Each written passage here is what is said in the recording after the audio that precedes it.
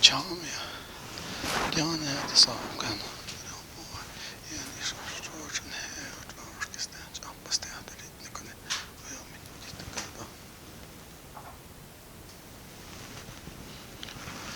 Kootsi hopa, kootsi semmat johtuas. Huusa harsuhteet sun kukskaas. Kuteri nyaanapsen som sami on nutte kutsusen kutsaarskista ja hopa kutsaapasta ja harse koi. Eos sami on kitte ja kuteri nyaanapsen saa. Good evening. I'm Michael Lucero from San Felipe Pueblo, and I'm the Director of Guest and Entrepreneur Experiences here at the Indian Pueblo Cultural Center. I want to wish you all a Merry Christmas, and thank you for joining us tonight for our last Stories by the Fireside. Tonight you will hear from a storyteller from Laguna, Hopi, Eldrina, Douma, and a special appearance by Mrs. Claus, and musical performance by Andrew Thomas. We hope that you enjoy tonight's storytelling.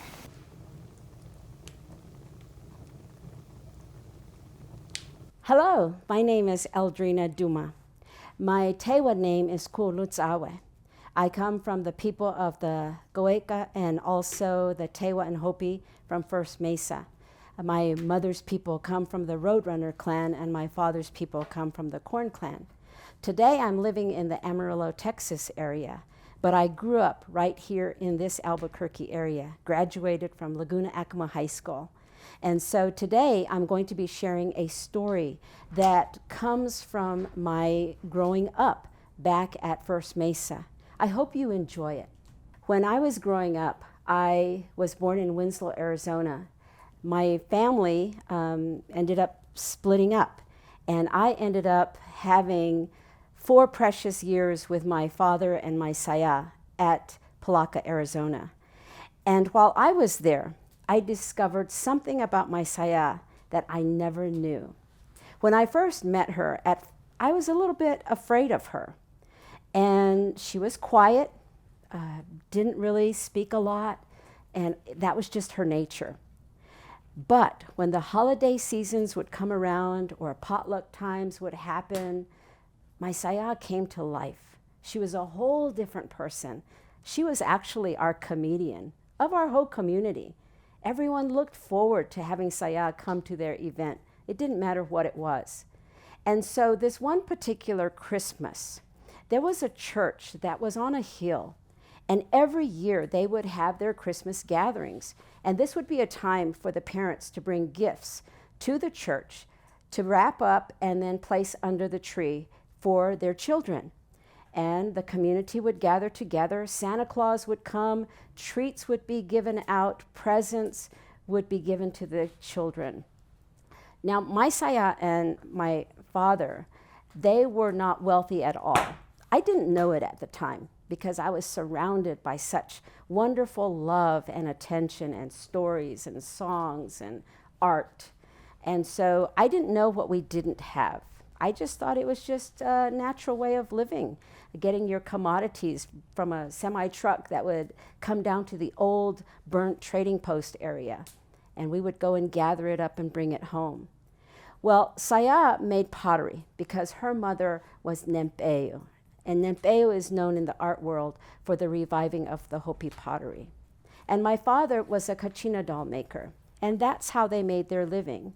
They would take it down to the trading post and sell it, get enough money to pay for bills or food, and if there was anything left over, they might bring home a treat. Well, this particular holiday season, I knew I probably wasn't going to get a gift. Now, I was hoping Saya and my dad would get something from the relatives, but if I didn't get anything, that was okay. I was just satisfied. Well, one evening, a knock came to the door, and it was one of the helpers from the church. You see, in the past, they always had a Santa Claus come for the kids. I didn't know it at the time, but apparently, my Saya was one of the Santa Clauses that they used.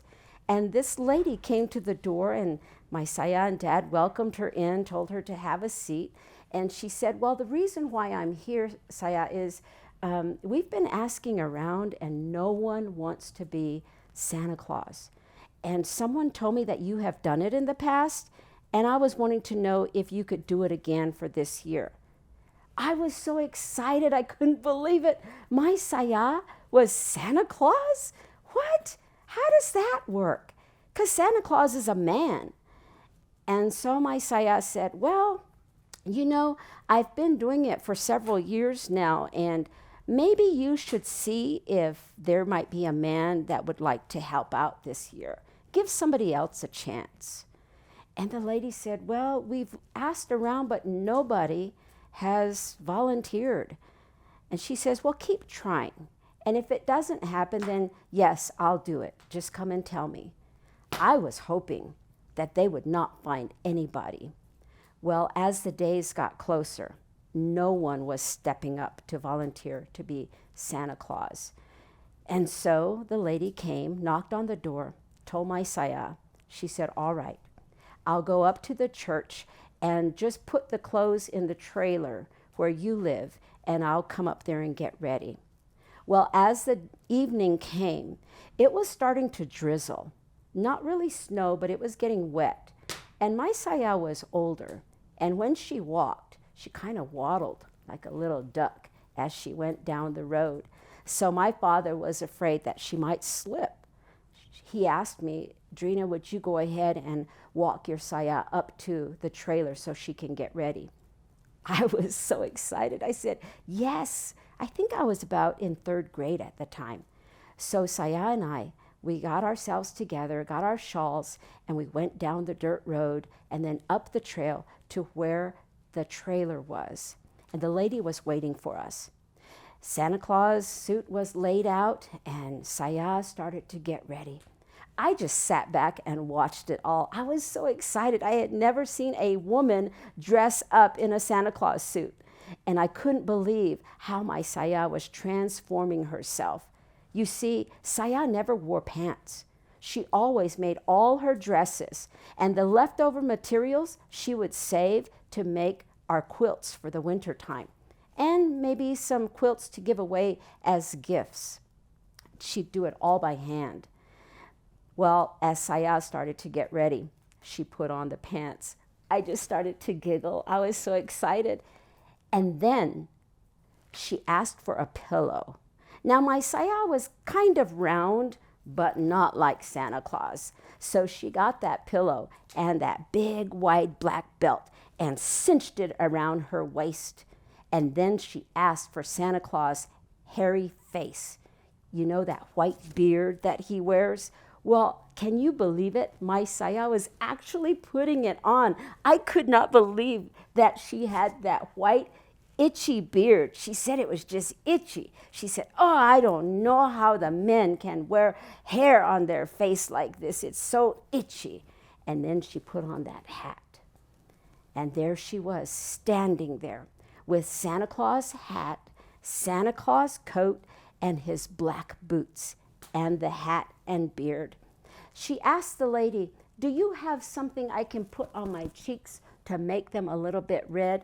You know that stuff that you ladies put on your lips. It looks like you just ate something with a lot of blood. And the lady said, oh, you want some lipstick? She said, okay, whatever that is. So she got some, and they placed it on her cheeks and made them nice and rosy. And then she stood there. She said to me, Drina, how do I look? I said, saya, you look just like the Santa Clauses that I have seen. She said, hold on a minute. I'm going to say, ho, ho, ho. You tell me if it sounds okay. So she stood back straight up tall. Ho, ho, ho! Merry Christmas! And she kind of had a few teeth missing, but that was okay. It sounded perfect. I said, saya, you did a great job. You sound just like Santa Claus.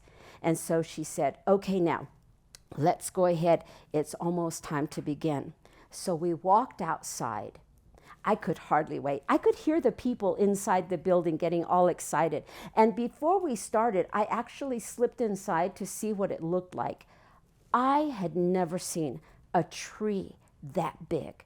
Around First Mesa at Palaca, Arizona, there were no trees except the cottonwood trees that were that tall. And all of the wrapped packages were all around that tree. It smelled wonderful. You know that smell like the evergreens that have been cut? Oh, it just smells so good. It just puts you in a mood.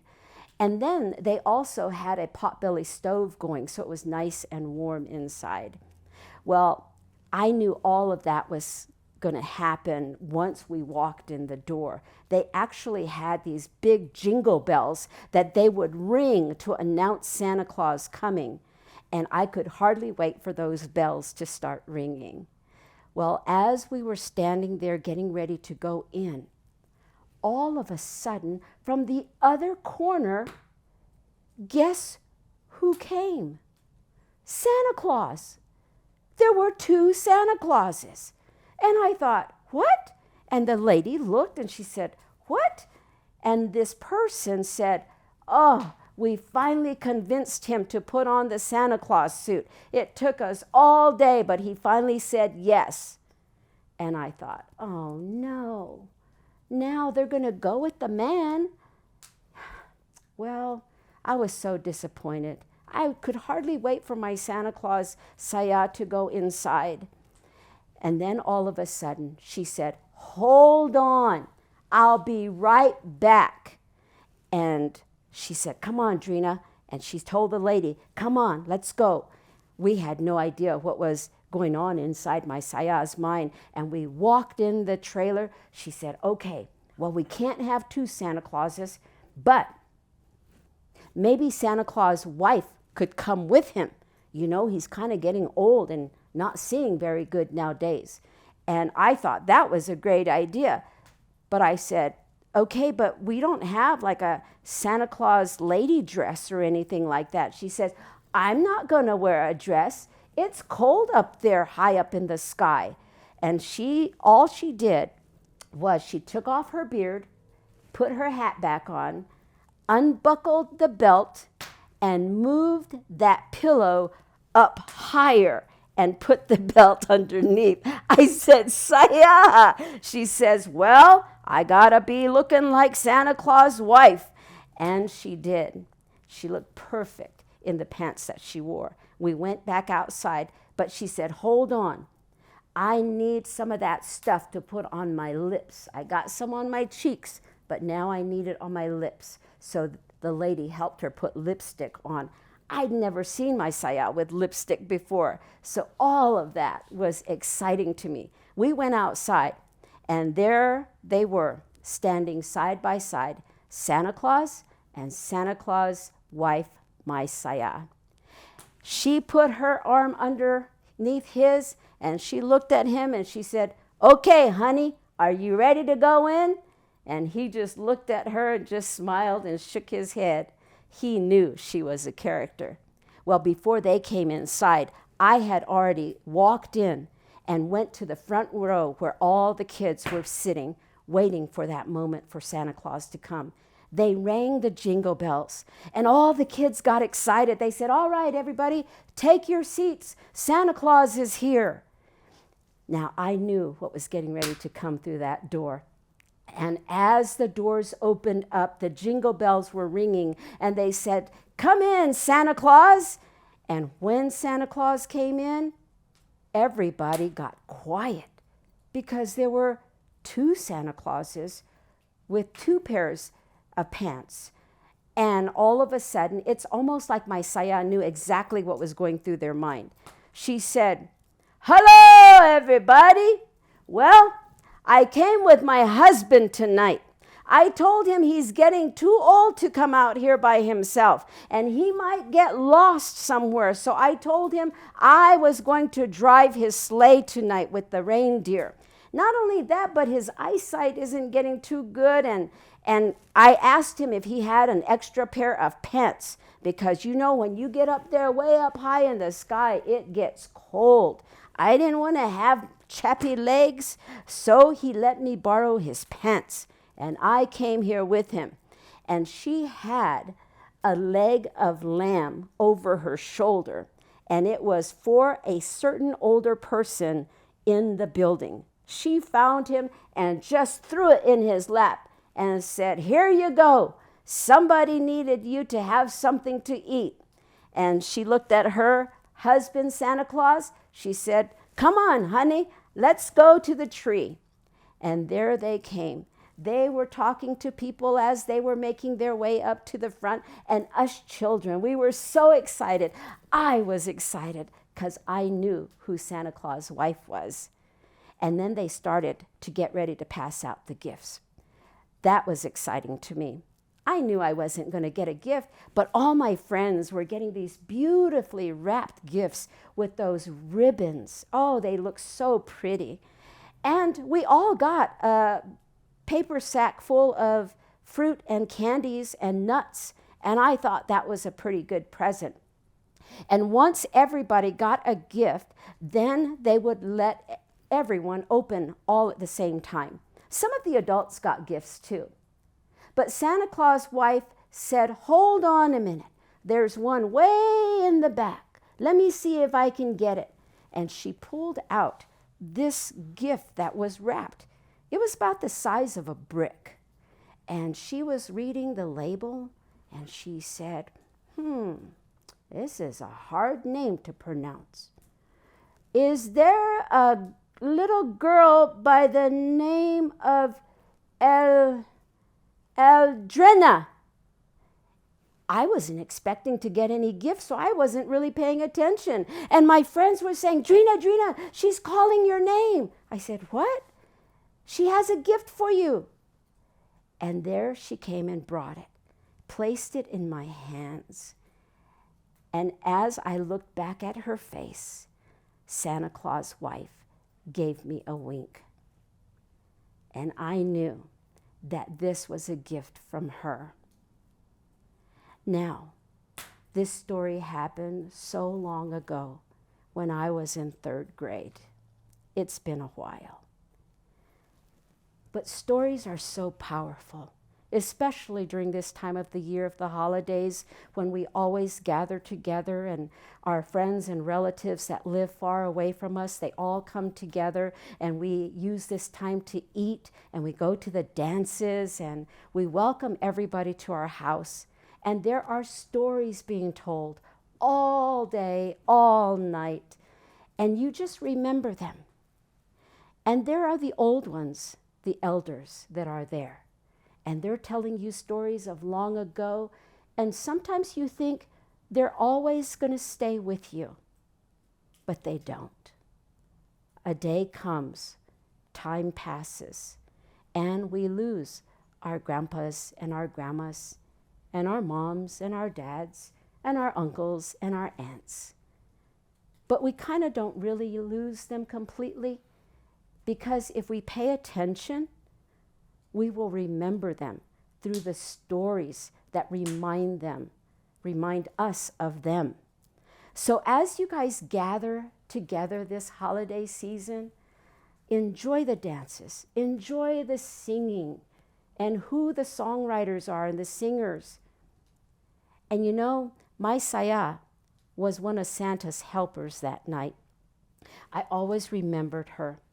But that story didn't come to me until I got older, when I remembered it, because I was going to the grocery store just for a few items. And it was before Thanksgiving, and I walked in the store and there were 2 ladies in front of me. And they were making a comment about, how is it that we haven't even celebrated Thanksgiving? And look, they already have Christmas decorations all around. And then they looked at a stacked pyramid shape of candy boxes. And they said, and look at that. Who in the world ever eats chocolate-covered cherries? That's just a waste. And then they pushed their carts by. Now, I didn't go into the store to go buy a box of chocolate-covered cherries, but when they said that, who eats chocolate-covered cherries? I had to go over to that pile and get not just 1, but 2 boxes of chocolate-covered cherries, because this was the gift that was given to me that night by Santa Saya. Thanks for listening. this holiday season is going to bring many stories in front of you, all around you. Animal stories, people stories, songs that have been written by the hunters that have come back home, and when they were out there, maybe these songs came to them. My uncles from Laguna, they were wonderful songwriters, and whenever they would go hunting, they always came back with a song to share and sing to the people. My father was also a wonderful song singer, and I loved going to sleep at night. Instead of a radio, I would ask my dad, "Dad, would you sing me a song to put me to sleep?" And he'd say, "Okay, what song do you want me to sing?" Now, I had my favorites, and I'd say, how about the Morning Kachina song? No, wait. The Velvet Dancer. No, okay, Corn Boy song. And he'd say, "Eldrina, make up your mind." I say, "Okay, Corn Boy song." And that's what he would sing, and I would fall asleep. So if you have any singers in your family, instead of the radio, ask them to sing you to sleep at night. Thank you very much. Have a good evening.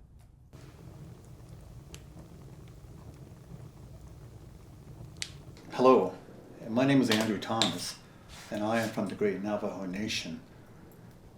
As we render a new year, about coming a new year, all of us, we have our own way of storytelling. And the flute is actually a way of just to enunciate who we are with our natural being, with our natural order, to bring in stories of the yesteryears.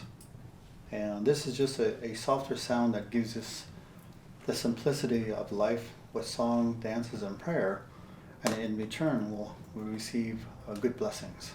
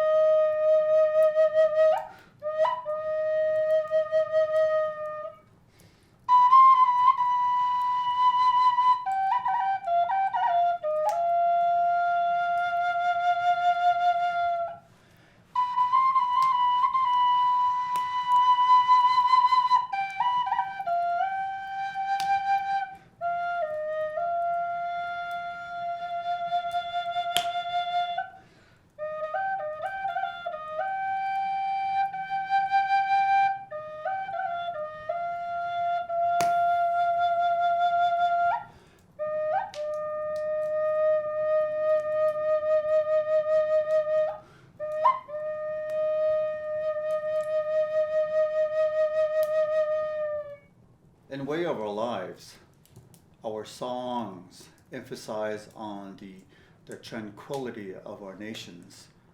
As we look in our own natural order, physically, emotionally, mentally, and spiritually, we are connected. As a reminder, we are of one people. We share that one Mother Earth, Father Sky, the cosmic, the universe. They make us greater than what we are as human beings, five-fingered, indigenous. This is our way of expressing with our gods in partnership as we walk forward with great gratitude in peace, balance, and harmony.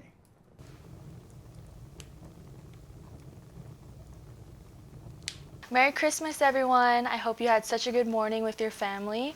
It's Mrs. Claus here, and I would like to read you a story, The Origin of the Hickory Apaches. Origin of the Apaches. In the underworld, in the beginning, there was no sun, moon, or light of any kind, except that emanating from large eagle feathers, which the people carried about with them. This method of lighting proved unsatisfactory, and the head men of the tribe gathered in council to devise some plan for lighting the world more brightly. One of the chiefs suggested that they make a sun and a moon, a great disk of yellow paint that was made from the ground and then placed in the sky. Although this miniature creation was too small to give much light, it was allowed to make one circuit of the heavens, ere it was one taken down and made larger. 4 times the sun set and rose, and 4 times it was enlarged, before it was as large as the earth and gave plenty of light. In the underworld dwelt a wizard and a witch, who were much incensed at man's presumption and made such attempts to destroy the new luminaries that both the sun and the moon fled from the lower world, leaving it again in darkness, and made their escape to this earth, where they have never been molested, so that until the present time they continue to shine by night and by day. The loss of the sun and moon brought the people together, and they might take counsel concerning the means of restoring the lost light. Long they danced and sang, and made medicine. At length it was decided that they should go in search of the sun. The Indian medicine men caused 4 mountains to spring up, which grew by night with great noise and rested by day. The mountains increased in size until the 4th night, when they nearly reached the sky. 4 boys were sent to seek the cause of the failure of the mountains, to reach the opening in the sky, through which the sun and moon had disappeared. The boys followed the tracks of 2 girls who had caused the mountains to stop growing, until they reached some burrows in the side of the mountain, where all trace of the 2 females disappeared. When their story was told to the people, the medicine men said, "You who have injured us shall be transformed into rabbits, that you may be of some use to mankind. Your body shall be eaten, and the rabbit has been used for food by the human race down to the present day." All then journeyed to the tops of the mountains, where a ladder was built which reached the aperture in the sky or roof of the underworld. The badger was then sent out to explore the earth above. The messenger soon returned and reported water everywhere except around the margin of the opening. The legs of the badger were covered with mud, which accounts for their dark color at the present day. 4 days later, the turkey was sent to see if the water had subsided. The turkey reported no land yet to be seen above. As the turkey came in contact with the foam of the flood surrounding the opening, his tail became wet and heavy. In shaking this, he scattered filmy drops upon his wings, and that is why the feathers of the turkey to the present day present an iridescent play of colors. Then the wind came to the anxious people and said, "If you will ask me to help you, I will drive back the water for you." Thus the first prayers came to be addressed to the wind, which yet remains a powerful deity. When the wind had rolled back the waters to the limits of the present ocean, the Indians began to ascend the ladder. 4 times the ladder broke with them, and 4 times it was replaced by a new one. All the people reached the new world except one old woman, too old and infirm to climb the ladder, who said to them, "I do not wish to leave the land of my youth. Go your way and leave me here. You will come back to join me when you die. You have forgotten one thing. You will soon discover what it is." For 4 days after their emergence, no one could sleep. Then the people remembered the warning of the old woman, and the two boys were sent down to the underworld to learn what it was that had been forgotten. The old woman said in reply to their question, "You forgot to take lice with you. Without them you cannot sleep." She took 2 black ones from her hair and 2 white ones from her body, saying, "These will be all you will need, for they will increase night and day." So it has happened that the Apaches sleep well to this day because they harbor these parasites upon their bodies. So well had the wind performed his task of drying up the waters that none remained for the people to drink, but prayers addressed to the deity were answered by the appearance of the present springs and rivers. The few lakes that occur in the Apache country are remnants of the primeval ocean. All the inhabitants of the earth were then Apaches, but the Cheyennes and Utes were soon created from willows. The supreme God directed the people westward. As they journeyed, small parties became separated and settled by the wayside. These were given different names and languages. The end. And that's how the story was told. I hope you enjoyed that story, and Merry Christmas and Happy New Year. Thank you for joining us tonight for Stories by the Fireside. We hope you enjoyed watching our educational programs brought to you by the Indian Public Cultural Center, the City of Albuquerque Urban Enhancement Trust Fund. We want to wish you all a Merry Christmas and a Happy New Year.